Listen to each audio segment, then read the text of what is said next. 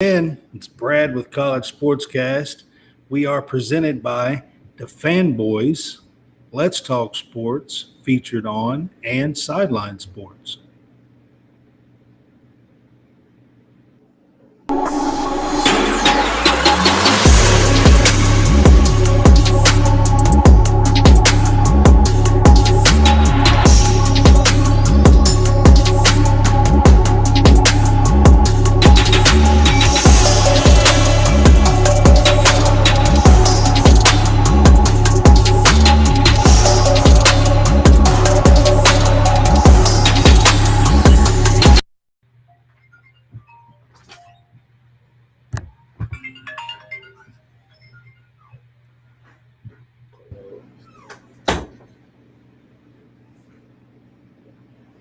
All right, guys, I think I'm back. Can you hear me, Jason? Man, yeah, you certainly back. All right, man. All right, so we're College SportsCast. I'm Brad. I have Jason Harrison on with me. How's it going, Jason? Man, it's going great, man. How about you? Doing pretty good. How's the week been? Busy as always? Man, it feels like a Thursday, and I just realized today was Tuesday. Yep. Today Yeah, is Tuesday. Yeah. today is You're right on that now. Yeah. Today is Tuesday, man. Trying to catch up on some baseball and whatever else going on in the world. Right. I hear Yeah. you. Well, welcome to College Sportscast. I am at Bluegrass Brad's. I am actually Bluegrass Brad, and we are sponsoring ourselves, College Sportscast, the Fanboys, and Greenville Sports Media. So, welcome in to our show. We cover college sports, all college sports, it seems like. I think this is our 122nd College Sportscast show, I think, Wow, Jason. wow. A lot of shows. It is. So we are coming to a close to our season one. When college baseball here is over, we're going to close season one, do a summer series, and then have an kickoff show August 27th with the Fanboys. But before that, we're also each Tuesday in August, we're going to do a preview of the Power Five conferences in college football. And we will start August 1st with the Pac 12. And each Tuesday, we will come along and do our preview show, talk about each team. We're going to talk about the schedule for each team and what the regular season outcome will be. We will try to predict what the regular season outcome will be on those shows. So give you guys something to look forward to, but we are going to take a couple of short breaks. Our summer series is going to be SEC Media Days, and that's going to be – our shows are going to be July 16th through the 20th. Then we will be off again for a couple of weeks till August 1st. So to kind of give you guys a heads up on what's going on with College Sportscast. So if you haven't been paying attention, you are missing out because the College World Series in Omaha has been sensational so far. I mean, it really has been. So before today's games, there had been 8 games so far in the College World Series. It started on Friday. There's been 2 games a day. 2 Friday, Saturday, Sunday, and Monday is 8 games. Out of those 8 games, 6 of those games have been decided by 1 run. And most of those 6 have been late 8th inning, 7th, 8th, 9th inning decisions, basically, runs to decide the game. Jason, have you been keeping up with anything on the College World Series? I have. I think yesterday I got a chance to actually sit down in front of a television. Yeah. And actually, I said, you know what? I'm gonna sit down and watch something on TV, and it was the LSU Wake Forest game. And that game was pretty intense. It was a game that I would have loved to been at because it seemed like it was just a battle of wits and determination and sheer hard heart. Both teams, and I'm talking about the LSU, like the LSU and Wake Forest game.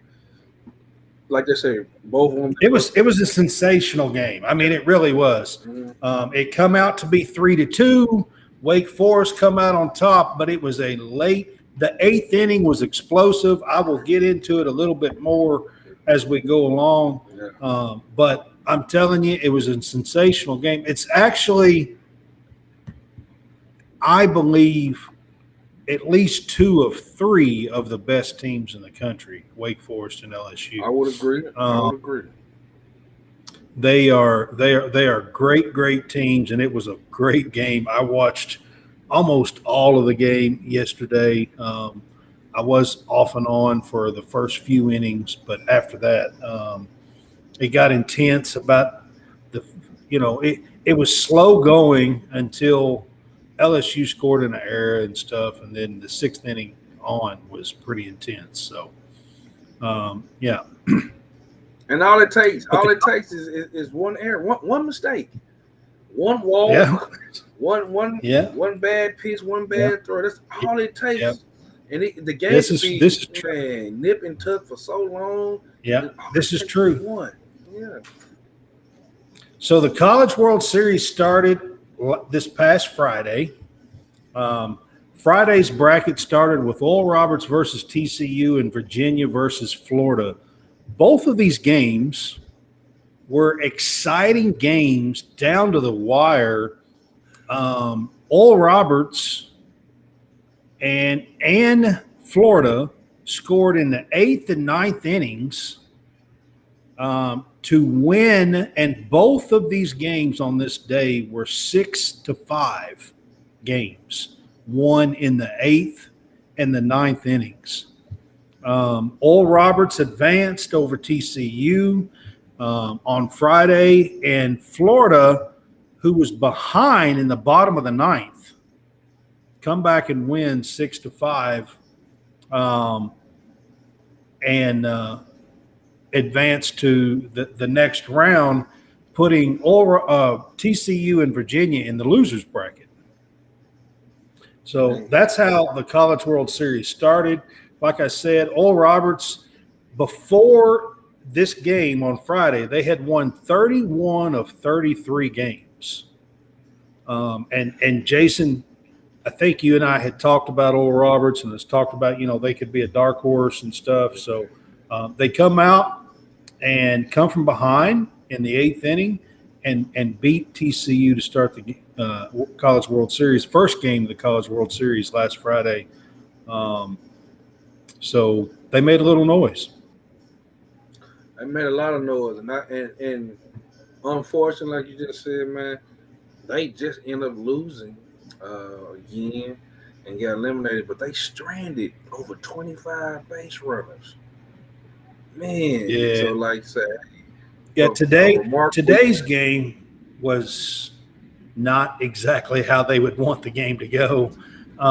Bases loaded in the Yeah. ninth. They just couldn't get over the hump. Yeah, man. today's game was definitely that. So, but they did make a little noise in the College World Series. They knocked off TCU to start with, moved on in the winners bracket on Friday to start with, and so did Florida. So then we moved on to Saturday, and Saturday's bracket looked like this. So we had Stanford versus Wake Forest and Tennessee versus LSU. And that was the order of the games. And Stanford was actually leading 2-1 in the bottom of the eighth. And Wake Forest had some heroics in the bottom of the eighth, scores 2 runs, holds on to win 3-2 against Stanford. That's how that game went out. Now, I want to say this. Wake Forest has got some pitchers, man. I mean, holy cow. Like, They know they can pitch, and they've got some hitters too. They got a guy that's got 31 home runs, like 87 RBI. That's a lot for 60 some games in college baseball. They did. I thought that was a typo when I saw it on the screen. That's a lot for 60 some games in college baseball. Man, he know how to keep the ball in play. Yeah. He also know how to drive and run. Yeah. And then we had Tennessee and LSU. Now this game was, out of all these first 8 games, was the only game that there was a little bit of breathing room. LSU actually jumped out in this game 6-0. Paul Skeens was lights out. LSU brought in a relief pitcher in the 8th inning, and they kind of lit him up, and they scored 3 runs in the 8th inning, and cut it to 6-3. And then LSU closed it out in the 9th inning and won 6-3. But this game, out of these first 8, was the only game that there was a little bit of breathing room in. LSU versus Tennessee, and it was because it was 6-0 pretty early on. By the 4th or 5th inning, it was 6-0 in this game, and Paul Skeens was just lights out. They couldn't hardly get nothing off of Skeens, and of course, then they got 3 runs in the 8th, and made a game out of it. They had an outside shot, and cut it and made it 6-3. Tennessee did in this game.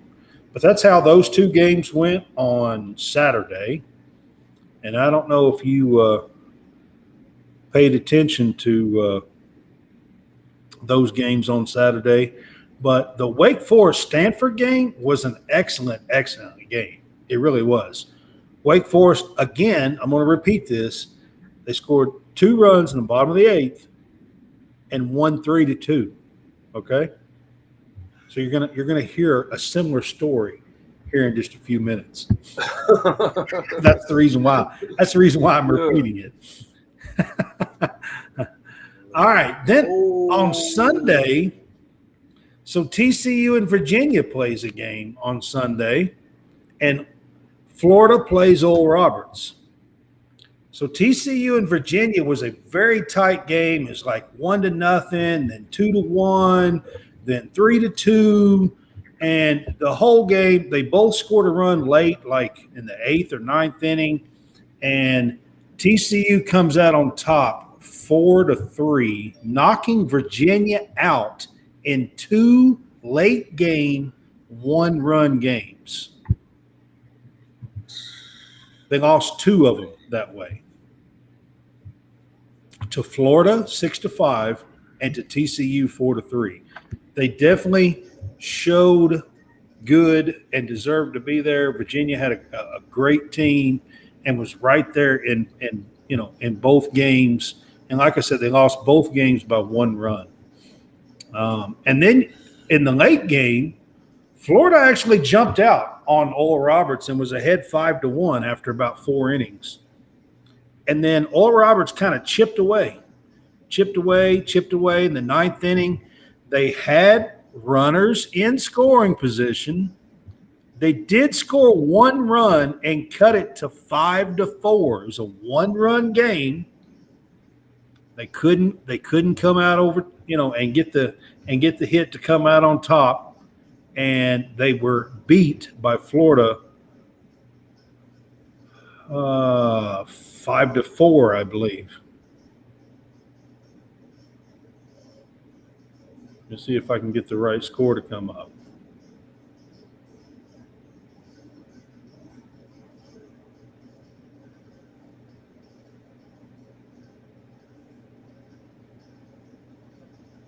Yeah, 5-4.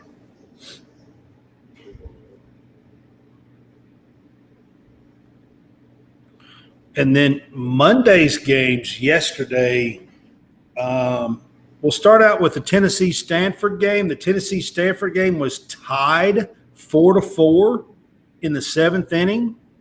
Tennessee put together a 2-run inning and went up 6-4 and closed it out at 6-4. But it was a great game as well yesterday. And then, Jason, we're going to get to LSU and Wake Forest yesterday. So Floyd was pitching for LSU. He struck out 10, was absolutely rolling along. The game was, he was keeping them at zeros, was rolling along. And then all of a sudden, the 6th inning comes around, and there was some questionable ball strikes. LSU fans was throwing a fit. But he simply couldn't throw a strike, and he walked 3 straight batters to open the inning. Wake Forest had a base hit up the middle to score a run. They also drove in a second run and went ahead 2-0. They tied the game 2-2. I'm sorry, and that was in the 6th. And how LSU got 2 was a line drive in the sun, and the guy couldn't see it. He lost it in the sun, and the left fielder lost it in the sun, and there was an error. It went over his head. Yeah, and that's how LSU got 2 runs earlier in the game. So it was 2-2 in the 6th. And then comes the 8th inning. The 8th inning was pretty fun to watch.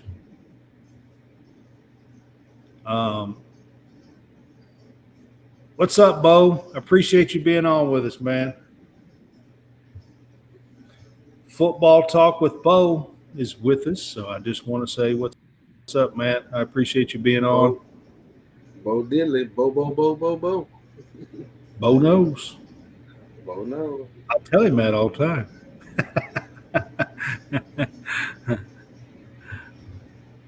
I do.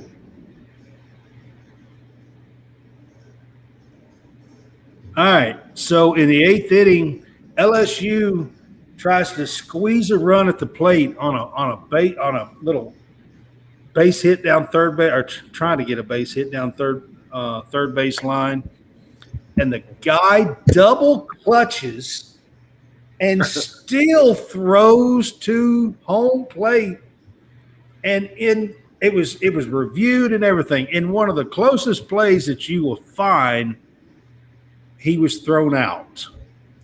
Got him on the inside of that thigh. Got him on the inside of that thigh. And it was reviewed and everything. And it was very, very close. I mean, very close. But the guy, the third baseman, I mean, he double clutched and everything.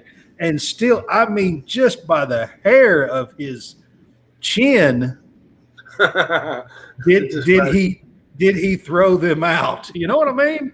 Yeah, So, and then in the bottom of the 8th, they score a run and win and beat LSU 3-2 yesterday. So Wake Forest advances to the semifinal rounds with Florida. So right now, Florida and Wake Forest before today, when today started, was in the winner's bracket, awaiting in the semifinals. And that's where we were when we entered today. Yeah, he would have been.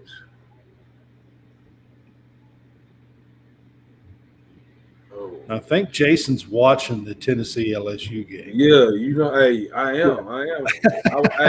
I thought I was about to have breaking news. Yeah. And it was bases loaded. It was an error on the shortstop. I was like, when I said but they get out the end. It's top of the 8th. Yeah. Ooh, he hit a nut. Listen, I'm sorry, Brad. That's all right. So, of course, you can see that one of these games is going on right now. Okay, and that's LSU versus Tennessee. They're going on right now. earlier today, TCU played Oral Roberts. Jason said he watched a whole lot of that game. I watched a little bit. Jason said Oral Roberts stranded like 25 runners. Is that right? I'm saying throughout. That's Yeah. throughout. Not today, but throughout. Throughout the College World Series. Yeah, throughout the College World Series. The bottom of the ninth, they had the bases loaded. Today. They had the bases loaded. So TCU jumped out on them 6-0. Mm-hmm. They did score one run late in the game, made it 6-1. And then what Jason's talking about is they had a chance in the ninth inning, bases loaded, to drive in some runs and maybe get a rally going. Mm-hmm. and possibly win the game, and it kind of fell through on them. They didn't get it done, and Oral Roberts was eliminated today by TCU 6-1. What that means is that TCU is advancing to the semifinals in the losers bracket. Yeah, and that is single elimination, right? No, so the semifinals finishes the double elimination. So now we got Florida versus TCU. Florida comes out of the winners bracket. TCU comes out of the losers bracket. Because TCU has already lost a game, they're going to have to beat Florida twice. Oh, since TCU lost. Well, what I was thinking was, so if TCU loses, they're out, correct? They do. If TCU loses tomorrow, Florida advances to the College World Series final. Gotcha. Because Florida hasn't lost, but TCU has. Oral Roberts beat them the first game in the College World Series. So they're coming out of the losers bracket, and TCU, if they knock off Florida tomorrow, then they play on Thursday, and the winner of that game will advance.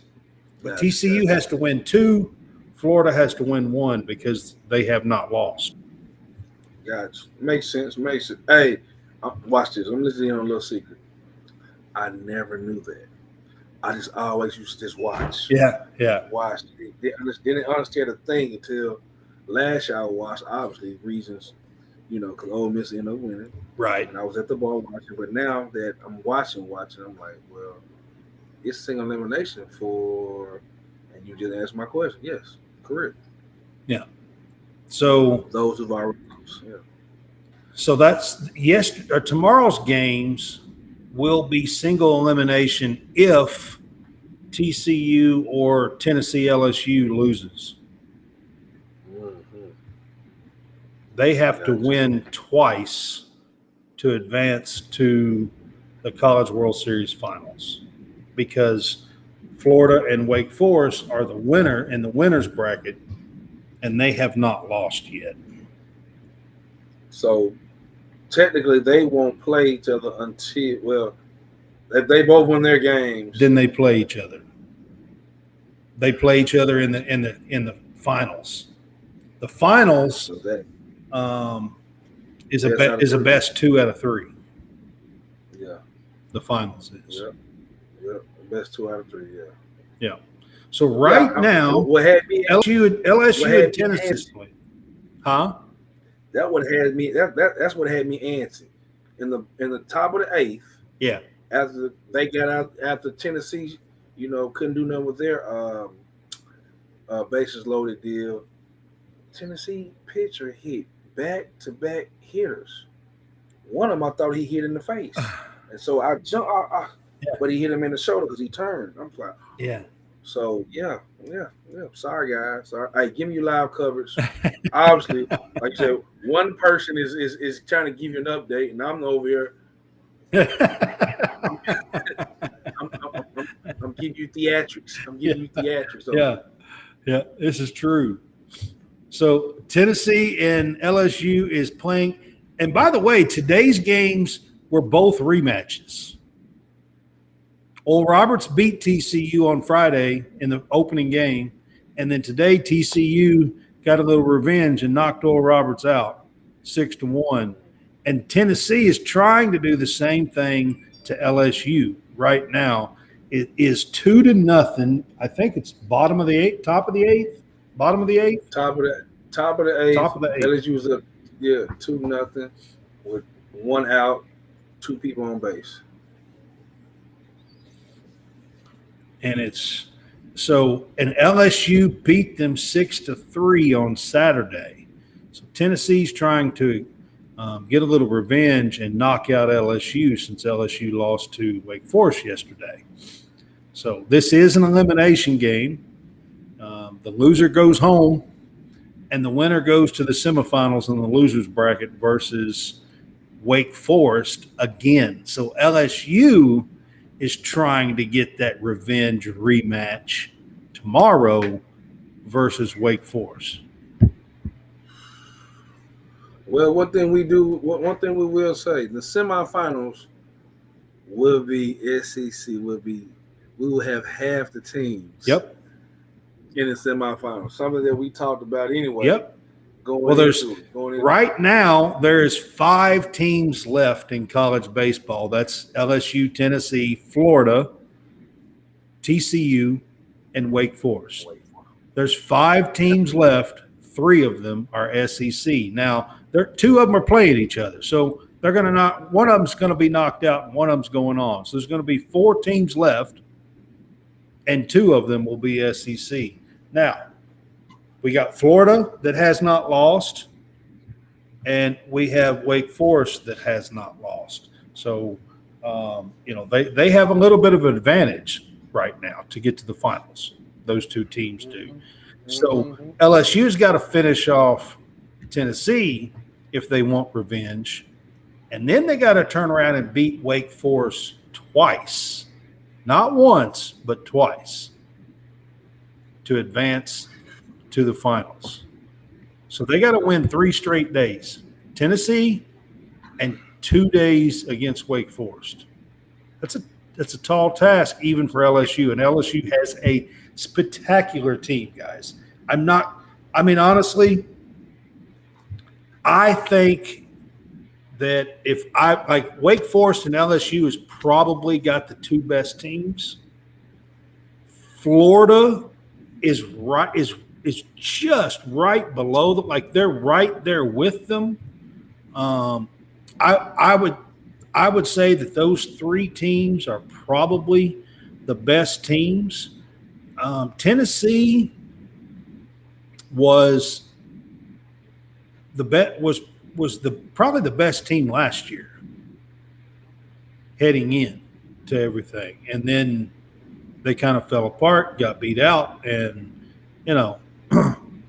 they didn't have a season like they did this year, like they did last year, but have made a great run here in the tournament, in the NCAA tournament, and made it to the College World Series. Like I said, they beat Stanford the other day to get to this point, to avoid elimination game. They've already had one elimination game and won it. So you got to give the Vols a little credit on that. And so now they're battling LSU and trying to, like I said, get a little revenge on the Tigers. It's crucial. Hey, it got me looking up at that, man. It's some coaching going on, bro. That's what I'm gonna say. There's some coaching going on. Some coaching going on out here. I've never seen a guy have a 1-2 count and get pulled. The batter? The pitcher get pulled. The pitcher. Pitcher got pulled? Has a 1-2 count. 1-2 count. That's a crazy. 1-2 count. Runners at first and second, even though it's 1 out, he just got 1 out. Now the guy almost ripped a crushing, I'm gonna say a double down the left going toward the outfield over the third base, but it went foul. Yeah. So he almost drove those 2 in. And so I guess he's like, hey, I've seen enough. And hey, I don't blame him. I love it. I'm not gonna second guess myself. If I'm gonna go down, I'm gonna go down coaching. I can understand that, especially like we just said earlier with these 1-run ball games. one runs, We have. 2-run games. Yeah. It's just that, yeah, Before today, I guess he's every trying to get game it was 3 runs or less. 6 of 8 were 1-run games. Now, today, this game going on today is a 2-run game. It's 2-0. It's been tight the whole game, of course. So I've got the game on now, by the way. Listen, I couldn't help listen. I'm trying to tell you. Like this is that. All right, so I'm going to move on. We'll talk about a little bit of this, but so to set up, I've already talked about it a little bit, but Wednesday, tomorrow, will be the semifinals. Wow, that was foul, wasn't it? It stopped me. All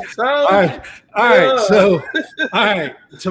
Tomorrow, Wednesday, will be the semifinals. Now we have Florida versus TCU, and Wake Forest will play the winner of this game that we are involved in right now, Tennessee and LSU. And then, so to set that up, those games, like I said, either LSU or Tennessee and TCU has to win twice. They will play Wednesday. They have to win that. And they have to win Thursday to make it to the final championship series, College World Series, that will begin on Saturday, guys, June 24th, this Saturday.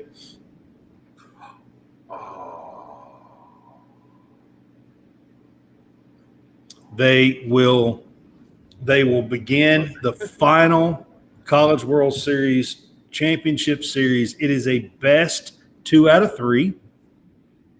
So it'll go Saturday, Sunday, and if somebody wins 2 games, it'll be over with. We'll have a champion. If they split those games, then we will have a game on Monday, June 26th, and the champion will be crowned on the 26th.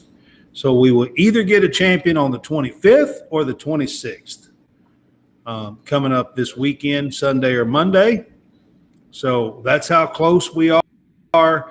We do plan on having our final show Tuesday, the 27th, a week from tonight, and we're going to wrap up the College World Series and how all this played out and who won and how tight the series was. And we're going to end our season and have a big bang show to end the College World Series and college baseball and crown a champion next Tuesday night. Wow. You're going to be on with me, right? Yeah, I'll be on with you next. I don't go to Orlando until what's it, the 28th. So yeah, this time last year I was in DC watching. He hit him. All right. Oh my goodness. Plunk. He got plunked. It's the third person hit in his. Listen, you can't make this kind of stuff up. He got plunked. He ain't trying to move either. He gonna feel that in the morning. I already know that's gonna hurt.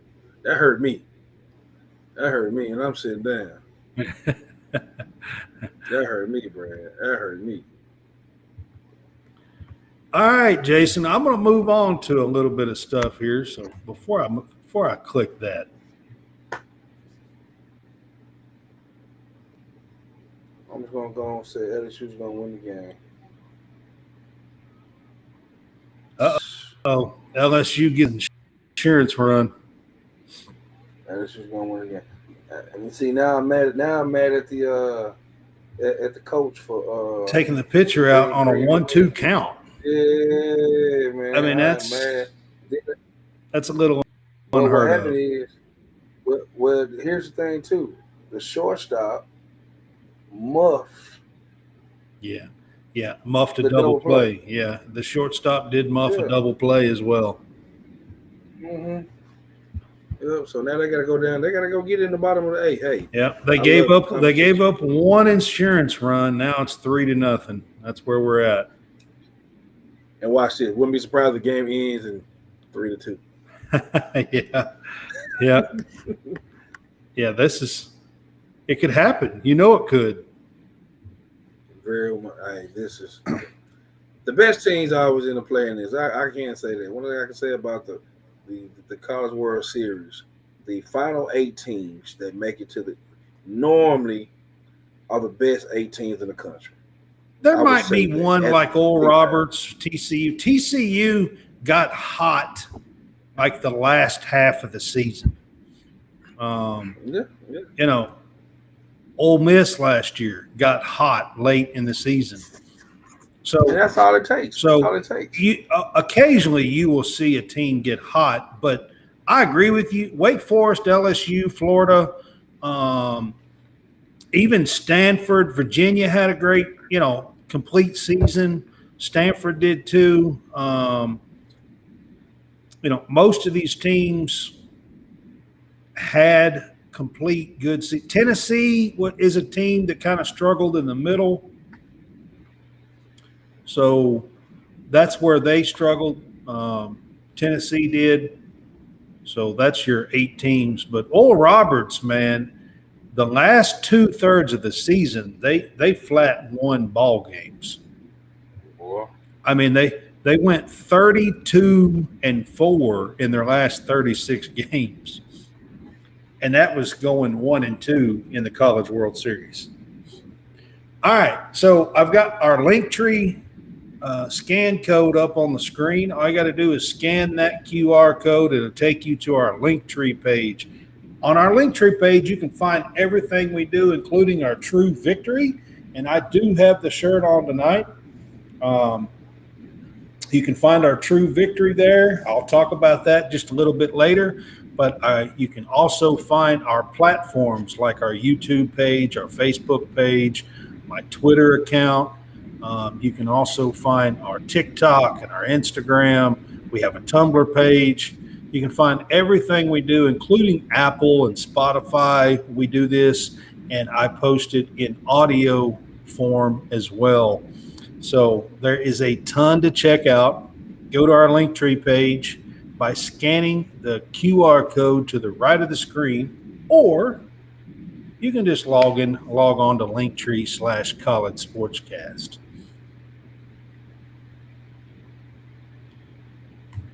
Whichever you prefer.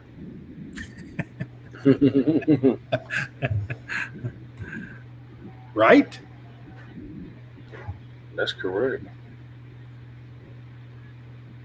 All right. Then I am going to put up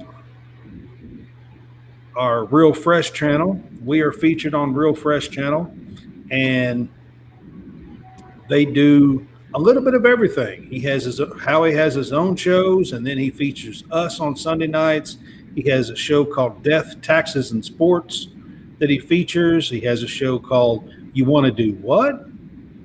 It's a Dungeons and Dragon, the game show. It's a show that they do on that. And they do a comedy show where they do clips and stuff. And check him out. He does a wrestling show. Just check him out. I'll let him talk here and tell you more about his channel. Here is Howie Fresh. Real Fresh. Hey, I am Hal Fresh here to tell you about the Real Fresh channel. That's right, youtube.com/the Real Fresh channel. We are a network aiming to bringing you various content each and every day, different types of podcasts, different type of content. Anything from college sportcast and fresh takes for some sports. We also got You Want to Do What? We got the Wrestling Corner. We got live stream. Just go over to youtube.com/the Real Fresh channel and hit us up today. Thank you for checking it out. Appreciate your time.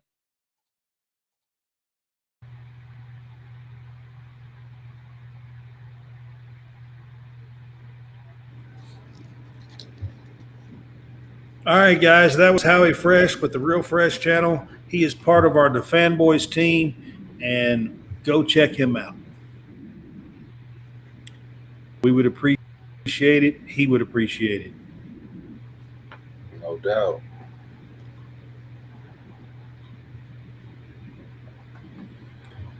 All right. Now, Jason, have you caught any of the San Diego State news that's went on the last 3 or 4 days?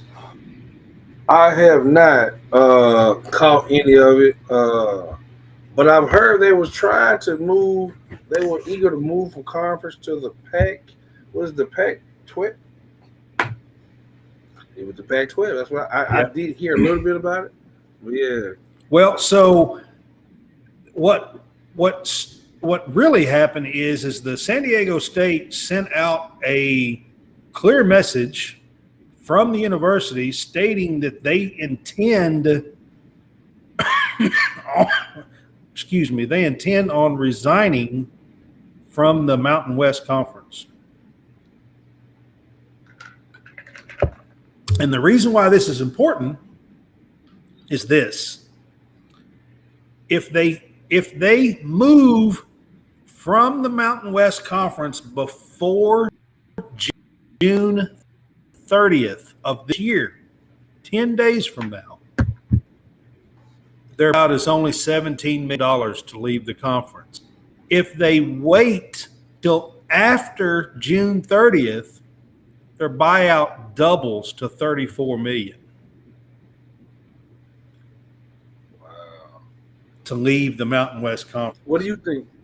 So what would you do if you're the administration of San Diego State? What would you do? Would you go ahead and do it immediately? So, but here's the deal: the Pac-12 keeps San Diego State has made no bones about it. They have flat said that they want to be in the Pac-12, the new Pac-12. Exactly. Okay. Exactly. They even come out the other day and said we intend on resigning from the Mountain West Conference, but the Pac-12 keeps dragging their feet. And I think it's because they're trying to work out a TV deal, and they've been in talks with it forever, and now all of a sudden they're trying to add San Diego State, but I don't understand why they don't go ahead and just send them an invite and add San Diego State and add them to the TV deal that they're currently working on. I mean, why not? I don't understand what the holdup is. Oh, I don't know. With all this talk about the Pac-12 losing everyone, having to reshape, I think they're trying to hold out to see who actually leave. We talked about USC's leaving. UCLA and UCLA. They're leaving. So it's down to 10 after this season. All right. Okay. So do you want to put San Diego? Do you want to call it the Pac-13? So is that the hold up? So what I've been hearing is SMU is quietly watching, and they have not. Now, SMU is totally different than what San Diego State has done. San Diego State's been bold and told what they want and everything else. SMU is quietly watching, and from everything that I have read up, lots of different reports on it, SMU is ready to join the Pac-12 as well. SMU is in the AAC, I believe. Mm-hmm. Isn't that where they are? Mm-hmm. The AAC conference? They were Memphis. Yep, and they were Memphis and all that. Yeah. Is Memphis talking about leaving? Memphis talking about leaving the AAC too, right? No, that one I'm not sure. I'd have to do a little research on. You're in that area, so you probably would know a little more about it than I do. But on that one. But SMU, who has always been kind of the outsider in Texas program, they've never been included in any of the big conferences that any of the Texas teams have been involved in, and that includes way back. When you talk about the Southwest Conference, when you talk about the Big 8 Conference, before it was the Big 12, Now you got the Big Yeah. 12 conference. SMU has always been on the outside looking in. They've never been included in any of the big conferences. So I would have to believe that if SMU has the chance to join the Pac-12 as a power conference, that they would absolutely, and to do that away from all the other Texas schools, I would think SMU would absolutely jump at that opportunity. I would think to be in a power conference away from away from Texas Tech and Baylor and Texas and Texas A&M and away from all the power Texas schools. So you would have Texas and Texas A&M in the SEC. You would have Texas Tech, Baylor, TCU in the Big 12, and then SMU would be alone out of Texas in the Pac-12. I would think that would help them with Texas and Western recruits across the board. I would believe so. I would think so. I would believe so. I don't mean coming this way and towards the SEC and all that, but man, I would think that would help them. Hey, come to Texas. You can come to Dallas. I mean, SMU is in Dallas. Hey, that's a pretty fertile ground to be in, Dallas. I don't think they will have any trouble whatsoever trying to get out of town and get to a game. I don't think that'll ever happen to them. I think that being able to get out of that airport, get out of that area, would be as easy as anything, and it'd be an easy fly in for everyone. Yeah.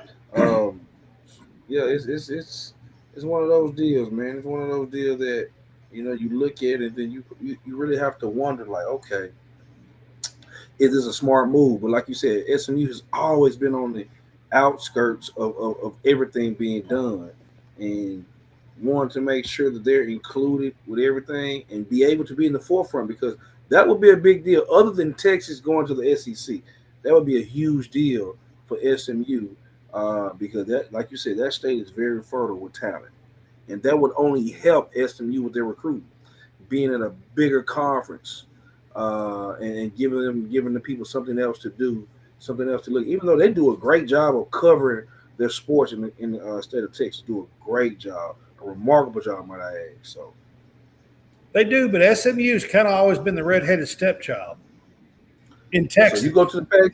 Now if you go say you're gonna be playing on the West Coast a lot and all this, yeah. Hey, you see what I'm saying?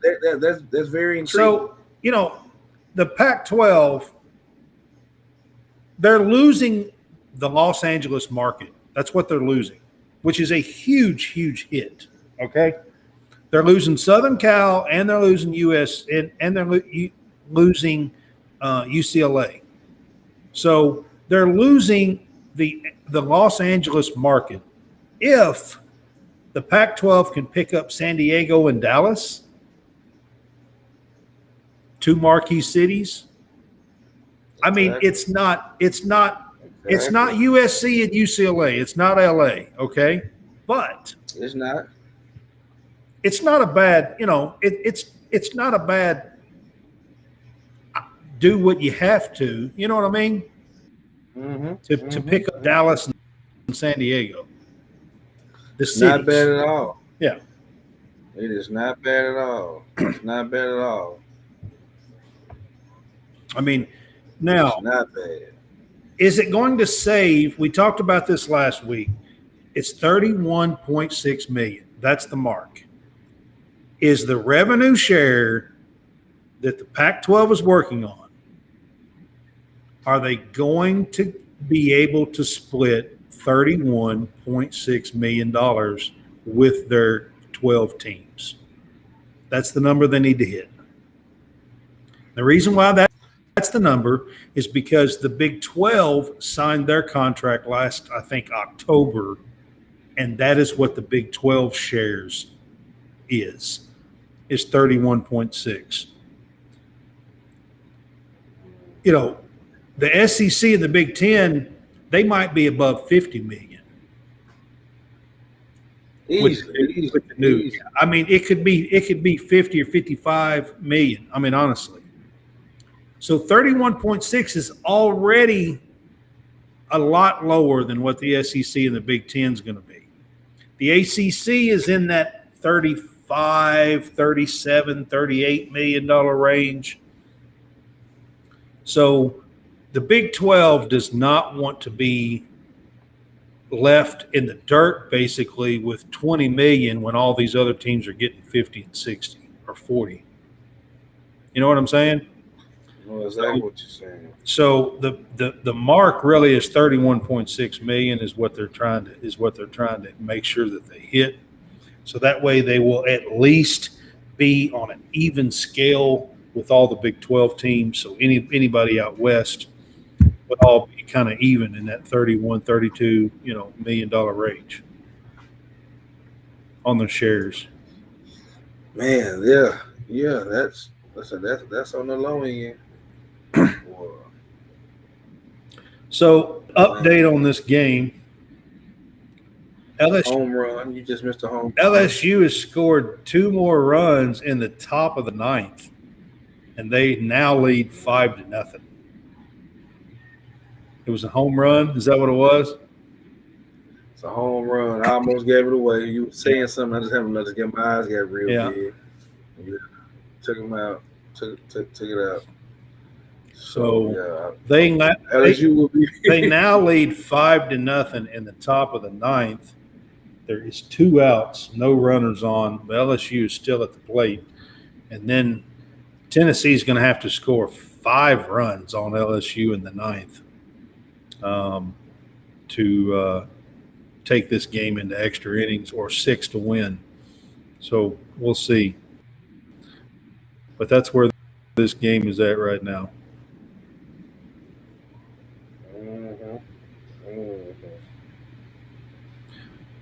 I don't see. Get a Tennessee flag. Hey, now they might rally. I just think LSU's pitching. It's going to just take them over the top. And once again, another hit batter. Wow. Another hit batter. Or did he get out the way? I think he moved quickly, but hurt himself moving. All right, so I'm going to put up our merch shop. It's to the right of the screen now.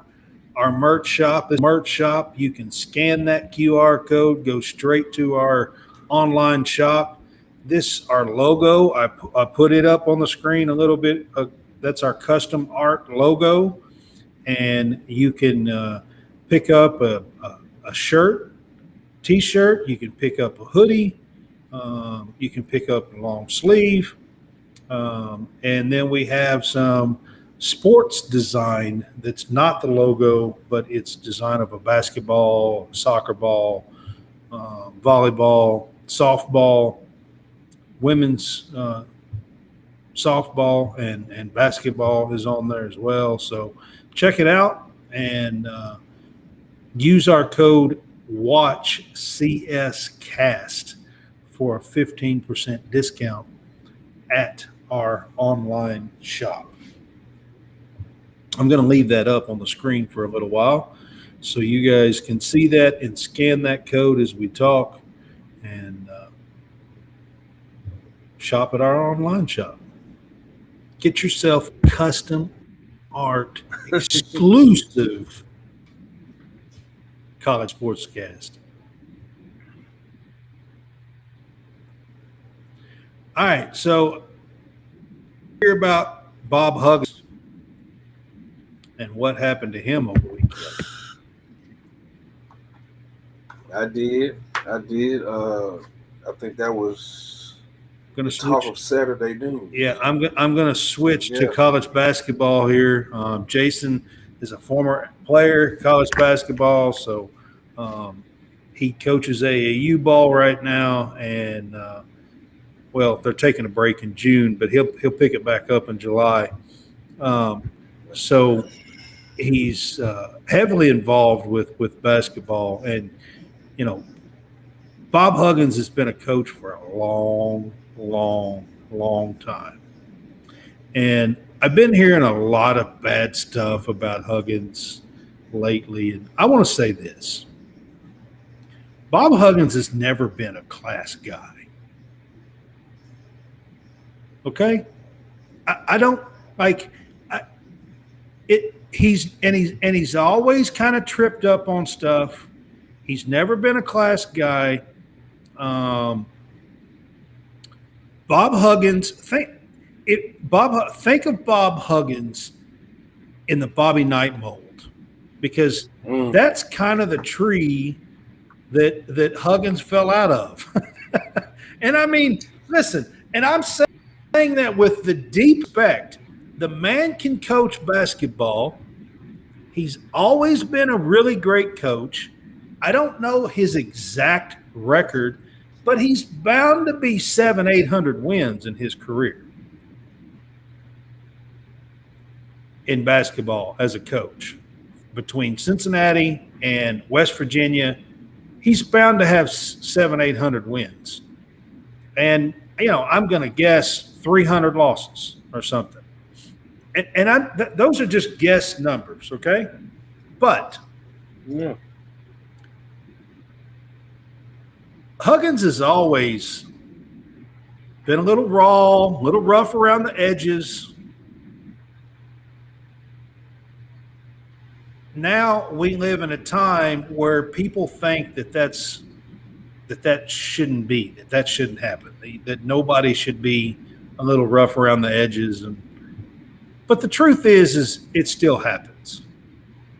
I don't know exactly what happened on Friday night, or whatever night it was. Friday night, I think, when all this happened, he was picked up for a DUI.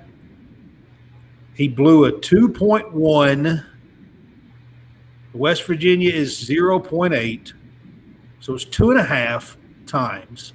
It's not like he was stone cold drunk. I mean, I'm a pretty big guy. Huggins is a pretty big guy.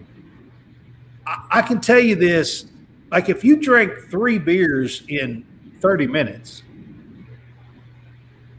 you might blow a 2.1, a 0.21. Right, Jason? If you drink how many beers in 30 minutes? If I drink like 3 beers pretty quick in 30 minutes. Well, that wasn't the extent of it. It's the fact that he had a trash or a bag full of them. He was riding around with them. Oh, so he had a bag full of – see, I didn't hear all that.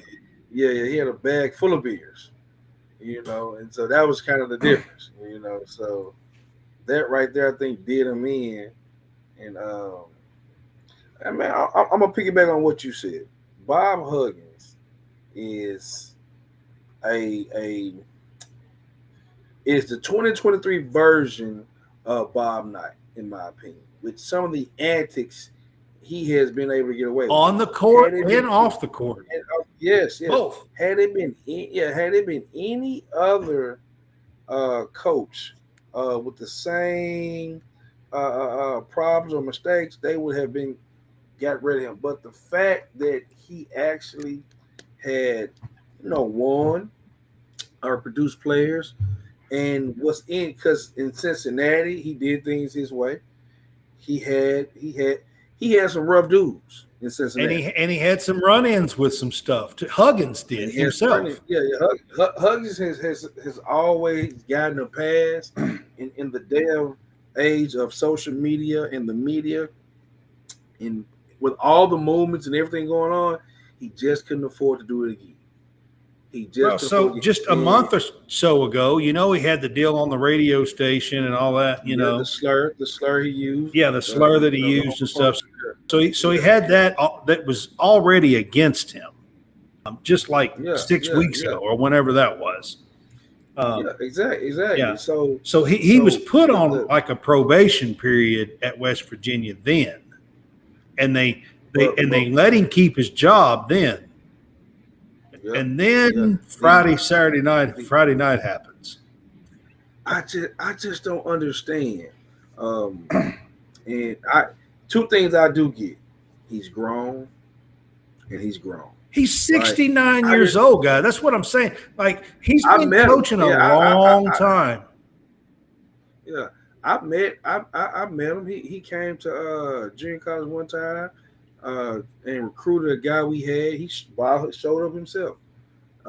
He showed up, met him, said, "Hey, if you guys are ever in West Virginia, just give me a call. We can go back to my house. I have a brewer." Listen, believe every word he said. Okay, when you're on thin ice and you have to be very careful because we have to be careful what we do. We can't be, hey, do as I say, not as I do. Okay, so if I'm Bob Huggins and I feel like riding and drinking, I'm probably going to call someone and say, hey, come get me. Let me ride and drink. I will pay you to drive me around. He's got And the let money. me, I mean, you would think that, he's got the money. that is all that I'm saying. That is all that I'm saying. Warning track power, I'm by the way. saying, yeah, I'm just. Tennessee's done. LSU beat them. Yeah, They had two I warning told you. track powers, by the way, Yeah, in the ninth. I seen it too. That's what I was So getting at. Sorry. Yeah, you good. Because I was doing it too. It was just it just behooves me that especially in times in which and I understand too that sometimes you don't trust people. You don't want people in your business. I get that, but I want to get probably one of my closest friends or my closest buddies and say, "Hey, But Huggins could you come down has here?" always been that dude that you can't tell me nothing. I'm going to do it my own way. I'm gonna be as rough around the edges as I want to be, and I'm gonna do it my own way, and that's how he's always been. I mean, that's what got him in Cincinnati. He was fired out of Cincinnati and was probably the greatest coach that Cincinnati had ever had. Without a doubt. Once again, I'm saying this. I'm not passing judgment on anyone. I'm the last person to pass judgment on anybody. I know I'm not perfect, so I don't speak to anybody. But man, just sit down and watch TV and get hammered at home. Or like you said, you got the money. I mean, I'm going, hey, what are you doing? Yeah. I might even call Uber. But with the day and light of technology, everything is polarizing. I can understand him wanting to, do things by himself, but you putting yourself in. And here's the thing: not only are you putting yourself at risk, but you're putting everyone else on the road. on that absolutely. staff on the road. Yeah, you're right. On the road as well. By the way, their contracts are expiring, and so they don't know. I just seen something on Twitter before I came on air that West Virginia made an announcement, and I didn't read the announcement. They had a press release of exactly what they said. So now, so there's talk. So West Virginia, Huggins had brought in several transfers and stuff, and there was hope that West Virginia would be a much better team this year in the Big 12. But now that Huggins is gone, they are hoping to be able to keep the staff intact. Yeah. And so who's and not lose their players, to keep the rest of the staff intact. But I've heard a couple of names really where that might happen, and I'll try to get to that here. Hang on a minute, because I seen a story. Actually, like you said, right before we come on, I was doing a little research.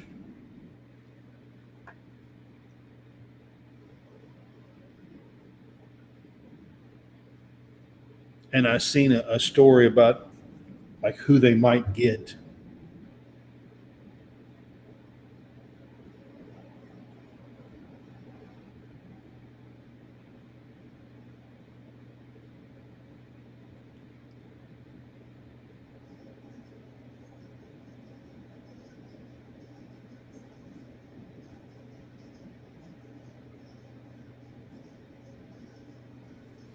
I don't know. I can't find it now. I'm sorry, guys. I thought I would bring that up, but so I did see two names that Steve Forbes was one from Wake Forest that I heard that they might try to go after, and then I also heard, Jason, that they might go after Chris Jans from Mississippi State. Ooh. But I just don't see either one of those guys leaving the situations that they already have to go to West Virginia to step in and try to fill this team's shoes with, Huggins. Coach Martin just left last year and took a job at South Carolina State. That's one of them. South Carolina State's coach is one of them. Yeah. I think he will come in. Is that Frank Martin? Is that who you're talking about? No, that's not Frank Martin. That's Coach Martin. Coach Martin was one of his former players. Oh, okay. His former player. Yeah. But, Frank Martin is at where is he? He's somewhere. He was at South Carolina and got canned, and I'm not sure if he's coaching. And Frank was filled in, was on Huggins' staff at one time. He was. Yeah. I remember he said something about him. Yeah. And I'm not sure if he's coaching right now. He got fired from South Carolina. He didn't coach last year, but now he could have got some small school somewhere. I don't know where he is. No doubt. I'm trying to think about it. I might be able to go catch it. I'll probably just go to the page to see exactly. Here you go. From Bob. It was from Bob Huggins' daughter. Yep. Man, again, for mistakes made, but the mistakes, shut all of them. Yeah. He had how many cans? Cherokee Fur, Huggins, $59. Yep. I'll send this to you, Brad, as well, so you can see exactly what I was talking about. I didn't see that he had a bunch of cans and stuff in his car. I didn't see that part. I just seen where it said his blood alcohol was 0.21. I read that. But I mean, 0.8 is nothing. Yeah, exactly. That's 0.8 is nothing. That's one beer. Seriously. Yeah. So I don't know what. In 20 minutes. Mm-hmm. Man, I mean, he still shouldn't be. I'm not saying anything. He still shouldn't be on the road driving. I'm just saying that a big guy like Huggins is 0.21 doesn't sound like it's like outrageous to me or nothing. Is all I'm saying. But if he had a whole bunch of cans in the car, you can't really deny that. Man, did it come through yet? You got to throw them out the windows. I'm just kidding. Man, I'm just kidding. Don't do that. That was a joke. But you got to hang on to the evidence.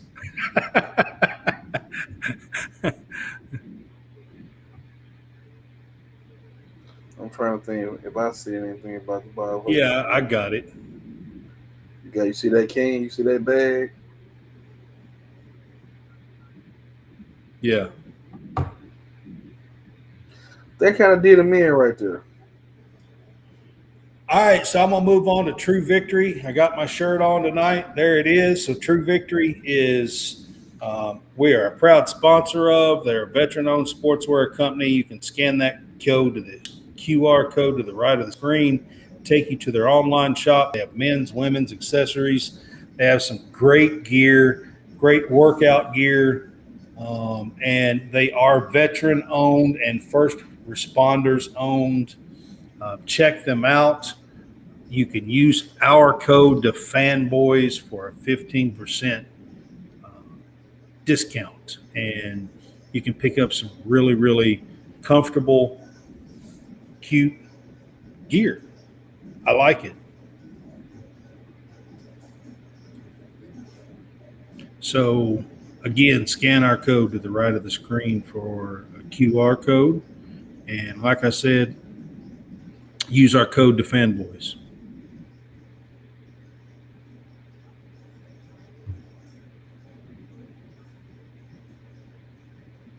All right. So then I'm going to get to some Kentucky news. And I'm going to set a few things straight, I think, or I'm going to try to anyway. So, Matt, I am getting so sick and tired of seeing these, I don't know, so-called insiders and everything else that's coming up. So, and talking about this news. So just 2 or 3 days, 3 or 4 days ago now, there was a guy, a reporter now. This was like a real reporter. And, he's telling a story that Antonio Reeves, he's writing a story that's like 10 days old. And he puts it out there like it's brand new, okay, that Antonio Reeves is taking classes at Illinois State. Whoa. He is. So Yeah. I want to take the time, and I'm not a huge insider here, but I do a little research, okay? I look at stuff. I write some articles myself, and I do a little research. And I'm just sick and tired of these people that come out of the woodwork and don't do some damn research. And they come up and they tell all this stuff, and they don't know what the crap they're talking about. So here's the deal. Antonio Reeves transferred to Kentucky last year from Illinois State, okay? When he transferred to Kentucky, some of his credits did not transfer. So when he had to take courses, right? Some of his credits did not transfer when he transferred to Kentucky. Illinois State is a lot smaller school. Kentucky is an SEC school, has different standards. Some of his courses and his credits did not transfer. Okay? So what that did is it made him even less likely to be able to graduate because he lost some credits. When May 31st, when he took his name out of the NBA draft and said he was going to come back to college, but he wasn't sure about Kentucky, the only way that Antonio Reeves can play anywhere else besides Kentucky at that point on May 31st was if he graduated. So the research that I have done tells me that Reeves is taking some online classes through Illinois State in hopes to regain a few of his credits and to graduate after a summer course or two. From the way I understand it. Now, I will say this is causing some issues. And the issues are this. Now that he is enrolled as a student back in Illinois State, there is some questions or not whether he would be eligible to play at Kentucky, or would he have to transfer back to Kentucky if he wanted to play there? Yeah. Because he has taken some courses, online courses, by the way, at Illinois State. But so there's a lot to this story. It's a little strange. I'm listening to it. It gets stranger every time you say it. Like, yeah. So, from what the way I understand it is Kentucky and Reeves are currently looking into what it would mean if he wanted to stay, because the rumors over the last 4 or 5 days is that the tides were turning and that Reeves might want to stay, including there's been pictures that Reeves' locker is still intact with his number, with his name, with his nameplate. It's been posted. yeah. His Kentucky locker is still intact, and there are rumors that Kentucky has ordered their Global Jam, which is July 12th, is coming up, has ordered their uniforms for the Global Jam. And Reeves, they ordered one for Reeves. I don't know if this is true or not. Those are rumors, okay? I have no idea if those are true or not. But what I am telling you is I have come across and done a little research, and Kentucky and Reeves is currently looking into what all this means, because he's taken online classes at Illinois State, and if that messes with his eligibility to play at Kentucky. I don't see why that would mess with any eligibility that he has, Brad, just because he's taking courses online. I'm not understanding that. Well, this is Division One. This is not junior college, so I'm thinking about that. Okay, just because so why couldn't he take the courses at Kentucky? Is it because they don't offer them, or is it because they don't offer them? Well, so I think it's because he was losing some credits, and he thought if he went back to Illinois State to finish, that he could gain those credits back and put a class or two with it. He'd have enough to graduate. Oh, okay. That's the reason why I think he done it. Okay. Whereas at Kentucky, he lost a few credits and he lost some stuff, so he was a little further away from graduation, and he probably wouldn't have been able to graduate with just a couple of classes in the summer course. Gotcha. Is what I'm hearing.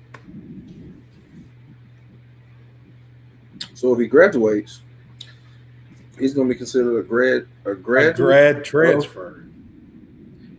But he'll be if he graduates because of these online classes, he will technically be a graduate of Illinois State. Yeah. Not of Kentucky.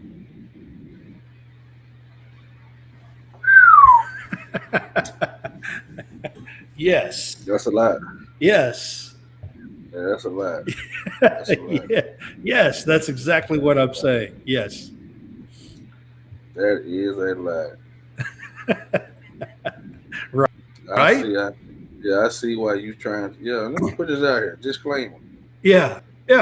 So there's just a lot of news surrounding Antonio Reeves that is just like I've been dealing with I've been dealing with basketball and been a sports guy all my life, and I can't recall ever in the middle of the summer somebody taking courses at another. I can't recall ever hearing that. Yeah, and especially those courses trying to get you to graduate. So that means you would technically be a graduate of Illinois State. Technically. I said technically. to be a graduate. Wow. That's something right there.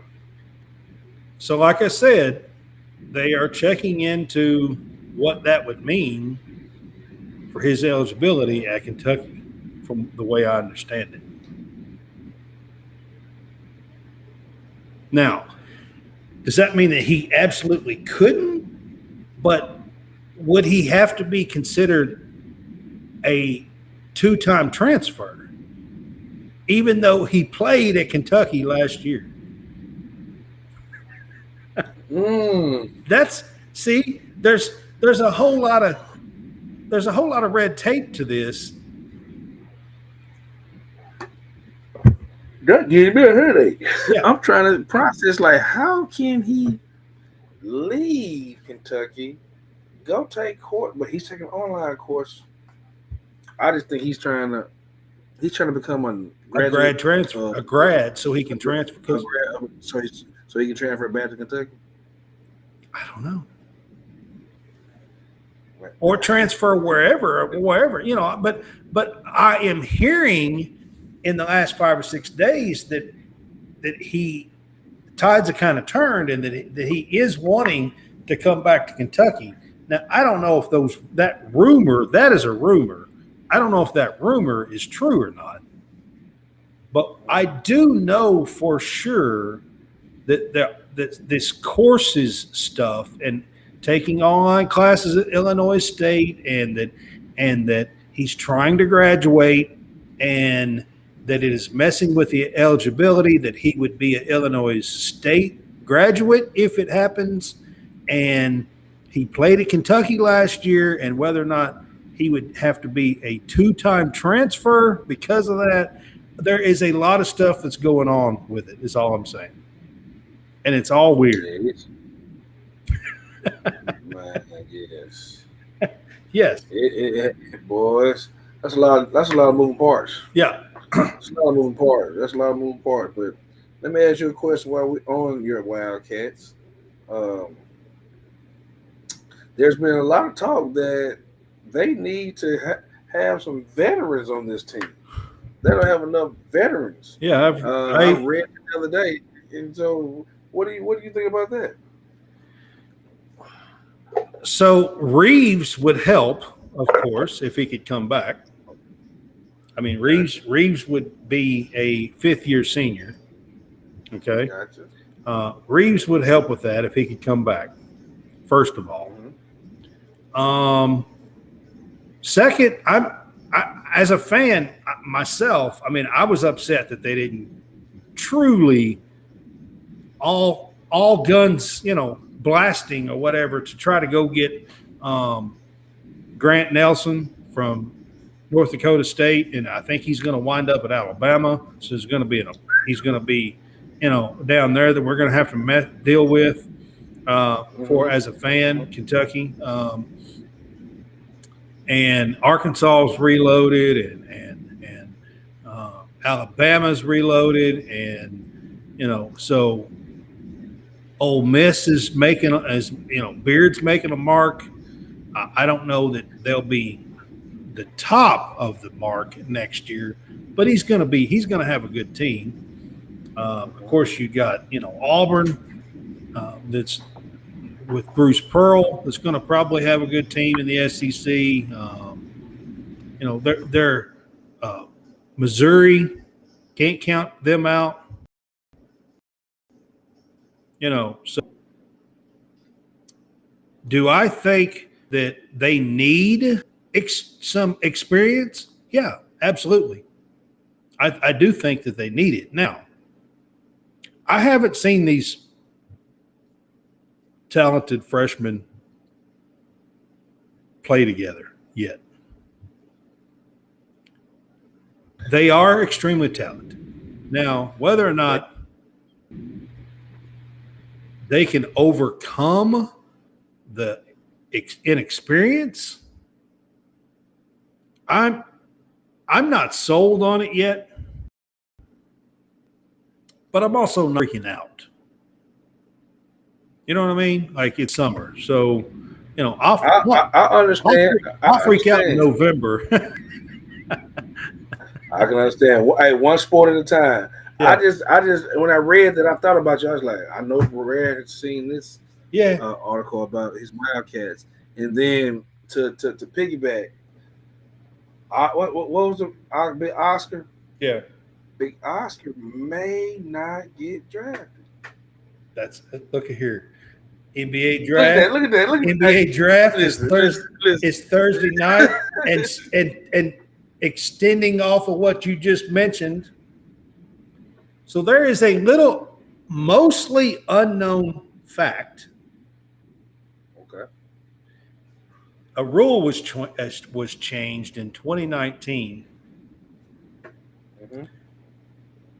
that allows a player, if they go undrafted and was invited to the combine, if they go undrafted, they have till Monday after the draft to inform the school, and they actually can come back to school if they go undrafted. Man, yeah. I heard about that rule. I heard about that rule. Yeah. I heard about that rule. So Oscar, I have seen, so there's 58 picks Thursday night in NBA draft. I've seen Oscar listed in the 60th spot, in the 60th. That's the last pick. In the 62nd spot, and I've seen him all the way down to like 69, 72, depending on which mock people, you're looking at. But he's somewhere in that 60 to 69 range in almost every single one of them, and there's only 58 picks in the draft. Now, here's the deal. Oscar has worked out for like 15 teams, 13, 15 teams, a bunch of them. He's put in the work.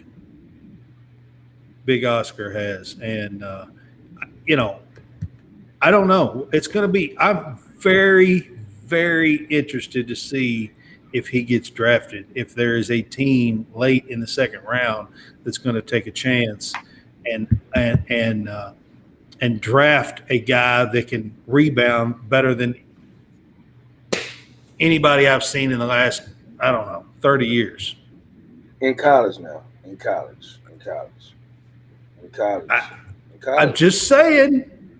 I'm just saying he hasn't been in pros yet, so I mean. I understand, but you saying he's rebounded better than anyone in college. I think that transfers into an NBA because you look at somebody like a Grant Williams and a Draymond Green. Yeah, they were undersized kid, but I think they had a little bit more skill than Big O. I'm not gonna call him a Big O. I'm sorry, Big Oscar. I think they have a little bit more skill than him. But it's gonna be interesting. I see a couple of Wildcats stayed in the draft as well. What do you think the chances of your Wildcats getting drafted? What's his name? Casey Wallace is probably going to be in that 10 to 18 range somewhere. That's probably where he's probably going to fall. That would be my guess. I've seen. So I looked at about 4 mock drafts the other day. He was as high as 9th and as low as 16th in the mock drafts. Casey Wallace. What about the other one that stayed in? Livingston is going to be a second rounder at best. I do think he will get drafted. And I think he's going to be a 3-and-D guy. I think they're looking at his length and his athleticism and his build that he could be one of those guys that to guard those bigger wings that you're facing. Yeah, Livingston's a great player. I mean, he's a good player. He's still young. He was a freshman. Didn't play a lot at the beginning of the year. He still has a ways to go. Livingston does to be a fully polished player. I mean, but believe it or not, and hear me when I say this, some guys are better in the NBA than college. Yeah, I agree with you. Yeah, I agree. He might just be one of those guys because he's been good for so long for so long. Yeah, he was a two-time Gatorade Player of the Year for his state. I'm pretty sure. Yeah, he's been good for so long. Yeah. And once you get one, and the way college is set up right now for college type guys to win college games. Pros are necessarily not going to win all the games now. You know, the better teams with more pros who are willing to play together are winning. It's like UConn. UConn had about, on that team, they probably had at least 4 or 5 guys who are going to be professionals. Now, they might not just be NBA players, Right. but they're going to be professionals in some capacity. Yeah.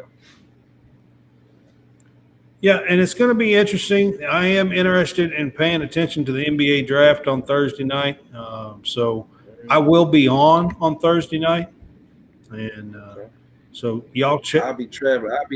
I might call. I might be able to tune in if I get. No, you come on at 8. We leaving at 3. That's a 5-hour drive. I'll just be getting in town. Yeah, Tuesday and Thursday is what we're doing this week. 8 p.m. We'll be on Thursday night. I will be on Thursday night. And y'all tune in and catch me on Thursday night for College Sportscast. We will do a preview of hopefully the College World Series final series, the 2 teams that are remaining, and we'll do a preview of that plus more on Thursday night. But that's where we are headed next on Thursday night. And we appreciate you guys joining us tonight. Jason, had some fun. I appreciate it, man. Always. We will see you. Always. I know I'll see you next week on Tuesday and kind of close out the season. So we'll have some fun then. No doubt. All right, guys. Y'all have a good night.